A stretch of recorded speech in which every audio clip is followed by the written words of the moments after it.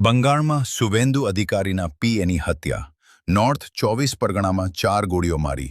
બશીરહાટમાં વધુ એક ભાજપ કાર્યકર્તાને ગોળી મારી.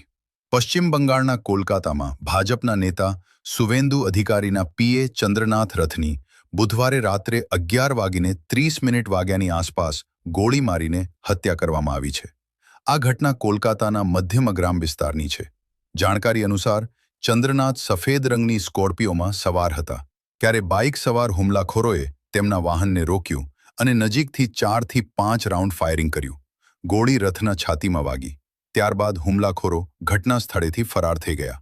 રથને તાત્કાલિક નજીકના નર્સિંગ હોમ લઈ જવામાં આવ્યા, જ્યાં ડોક્ટરોએ તેમને મૃત જાહેર કર્યા. તેમની હત્યાનો આરોપ ટીએમસીના કાર્યકરો પર લગાવવામાં આવ્યો છે.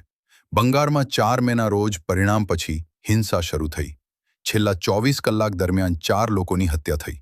તેમાં ભાજપ અને ટીએમસીના બે કાર્યકરો છે.